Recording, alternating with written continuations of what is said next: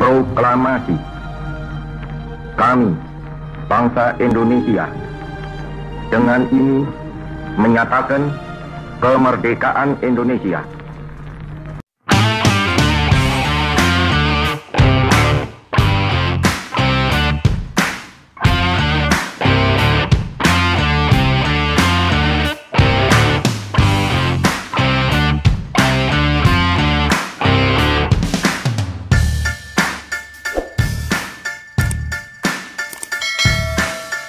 Assalamualaikum, hai apa kabar geng? Kita ketemu lagi di channel Aryana Space. Semoga kalian sehat selalu.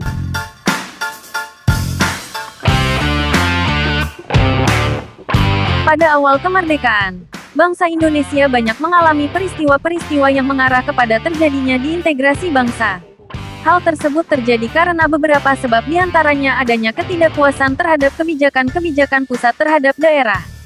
Sebab inilah yang memicu terjadinya pemberontakan Permesta di Sulawesi. Pada tanggal 2 Maret tahun 1957, bertempat di kantor Gubernuran Ujung Pandang telah diadakan pertemuan yang dihadiri oleh tokoh-tokoh militer maupun sipil. Pertemuan tersebut telah menghasilkan apa yang disebut dengan Piagam Perjuangan Semesta, atau Permesta. Pada tahapan selanjutnya, pemberontakan ini telah mendapat bantuan baik dari dalam maupun dari luar negeri. Salah satu bukti adanya dukungan dari luar negeri adalah adanya keterlibatan kekuatan udara asing adalah ketika Angkatan Udara Republik Indonesia, atau AURI, yang ketika itu mengambil peran dalam upaya penumpasan pemberontakan Permesta berhasil menembak jatuh sebuah pesawat B-26 yang ternyata dipiloti oleh Allen Pope yang berkewarganegaraan Amerika Serikat. Angkatan Udara Revolusioner yang lebih dikenal dengan nama AUREF merupakan kekuatan udara yang dibentuk oleh Permesta dalam rangka merebut dan menguasai wilayah udara Indonesia. Dengan menguasai wilayah udara tentunya akan mempermudah pasukan Permesta untuk melancarkan serangan-serangan ke seluruh wilayah Indonesia Timur. Pada awal pembentukan AUREF, yang dijadikan sebagai pusat kekuatannya adalah Pangkalan Udara Tasuka. Kapten Udara Rambing ditunjuk sebagai Komandan Kesatuan Darat atau Ground Unit. Keadaan semakin berubah ketika bergabungnya Petit Muharto dan Hadi Sapandi yang datang dengan membawa 2 pesawat P-51 Mustang dan 3 pembom B-26 Invader yang merupakan bantuan dari Amerika. Diterbangkan langsung dari Pangkalan Udara Clark Field di Filipina Selatan. Muharto kemudian diangkat sebagai Kepala Staf AUREF dengan pangkat Komodor Muda Udara, sedangkan wakilnya Hadi Sapandi dengan pangkat Mayor Udara. Alutsista yang menjadi kekuatan utama AUREF secara keseluruhan didatangkan dari luar negeri. Tidak ada satupun pesawat AUREF yang merupakan milik AURI ataupun penerbangan sipil Indonesia. Pesawat yang menjadi kekuatan AUREF terdiri dari pesawat pembom Serang 4 buah B-26, pesawat pemburu P-51 Mustang 2 buah, pesawat angkut tipe Curtiss C-46, Komando 2 buah, Lockheed 12. Selain itu pesawat-pesawat DC-3C-47, Dakota, dan DC-4C-54, Skymaster. AUREF juga telah menyiapkan 15 pesawat pengebom B-26 untuk Permesta yang merupakan bantuan dari pihak asing. Pesawat-pesawat tersebut disiagakan di sebuah lapangan terbang di Filipina. Secara keseluruhan, warga negara asing yang mendukung AUREF adalah terdiri dari 14 orang dari Amerika, 6 orang awak pesawat penerbang dan telegrafis udara, 6 orang pelayanan di darat montir pesawat dan 2 orang petugas lain, perhubungan dan sandi, 7 orang dari Filipina, 2 orang penerbang dan 5 orang pembantu montir pesawat, serta 18 orang warga Tionghoa yang meliputi awak pesawat dan pelayanan di darat. Secara umum, orang Indonesia yang terlibat dalam AUREF berada pada pekerjaan administrasi sedangkan pada awak pesawat hanya sedikit sekali yaitu 9 orang sebagai telegrafis udara dan 2 orang penerbang yaitu Petit Muharto dan Hadi Sapandi. Sisanya selain tenaga administrasi juga sebagai pasukan pertahanan pangkalan. Maka dapat kita simpulkan bahwa kegiatan operasi penerbangan AUREF sangat dikuasai oleh bangsa asing. Serangan udara pertama yang dilakukan adalah serangan terhadap Mapanget pada tanggal 12 April tahun 1958. Serangan tersebut dilakukan dengan menggunakan pesawat pembom B-26 Invader yang tinggal landas langsung dari Pangkalan Udara Clark Field di Filipina. Keesokan harinya serangan udara kembali dilakukan. Yang menjadi sasaran adalah kota Makassar dan Balikpapan. Allen Lawrence Pope menjadi aktor utama dalam penyerangan-penyerangan yang dilakukan oleh AURF dengan menggunakan pesawat pembom B-26 Invader. Pada tanggal 29 April tahun 1958 kira-kira jam 2 siang, pesawat pembom B-26 AURF dengan penerbang Allen Lawrence Pope telah melakukan suatu serangan udara terhadap detasemen Angkatan Udara Kendari.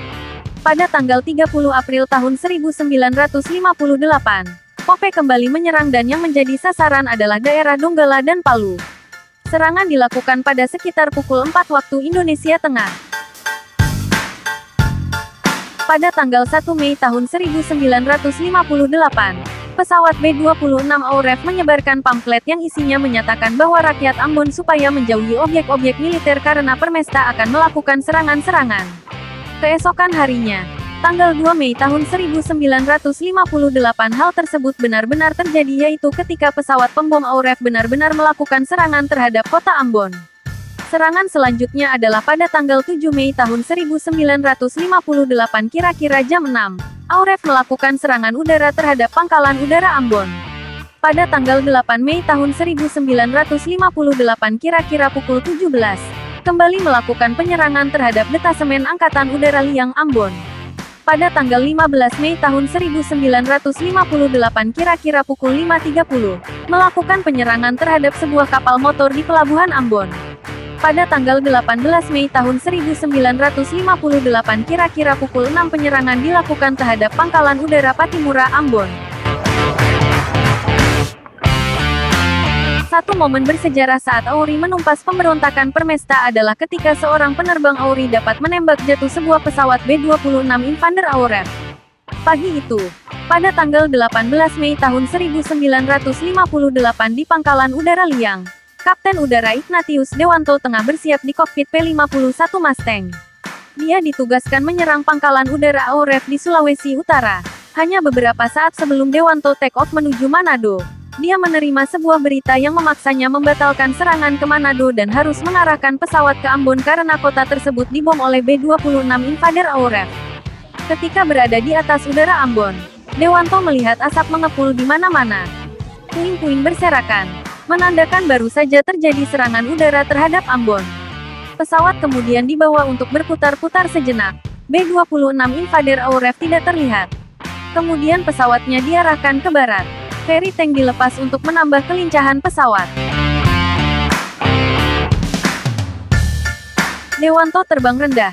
Saat pandangannya tertuju ke konvoi kapal AURI, sekelebat dilihatnya pesawat B-26 Invader AURF. Pesawat tersebut ternyata tengah melaju ke arah konvoi kapal AURI tersebut. Dewanto terbang mengejar dan beruntung bisa menempatkan diri persis berada di belakang B-26 tersebut. Walau sempat ragu karena posisi musuh tepat antara kapal dan dia, Kapten Dewanto segera menembak dengan roketnya. Tapi meleset yang kemudian disusul dengan rentetan tembakan senapan kaliber 12,7 mm. Karena tembakan rentetan dan jaraknya sudah lebih dekat kemungkinan kena lebih besar. Alhasil, B-26 yang diterbangkan seorang serdadu bayaran bernama Allen Lawrence Pope beserta juru radio Harry Rantung, terbakar dan tercebur ke laut. Posisi jatuhnya pesawat B-26 tersebut pada koordinat 03.40 lintang selatan dan 127.51 bujur timur. Dewanto yakin peluru 12,7 mm-nya mengenai sasaran. Hal ini dikuatkan dengan adanya asap yang mengepul keluar dari badan pesawat. Sementara dua awak pesawat B-26 kelihatan meloncat menggunakan parasut. Sewaktu berusaha mendarat, payung Allen Pope menyangkut di pohon kelapa di Pulau Tiga. Ketika hendak turun dari pohon kelapa, ia terhempas ke batu karang sehingga kakinya patah dan badannya luka-luka. Sementara yang seorang lagi operator radio Harry Rantung bekas anggota AURI juga jatuh ke laut kemudian dapat berenang ke tepi. Akhirnya keduanya dapat ditangkap.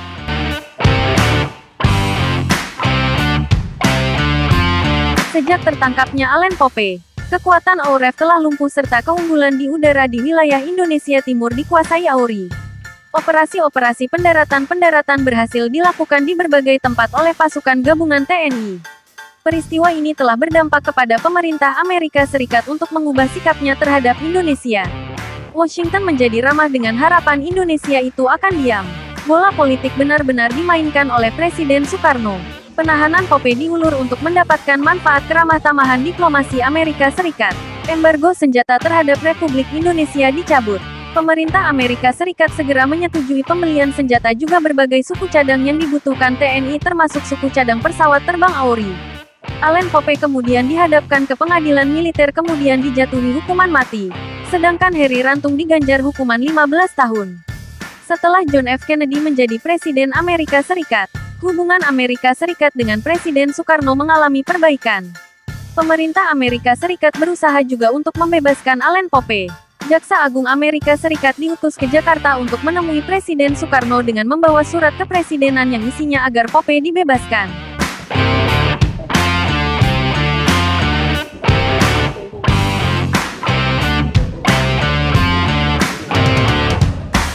Sekian ulasan dari Ariana Space.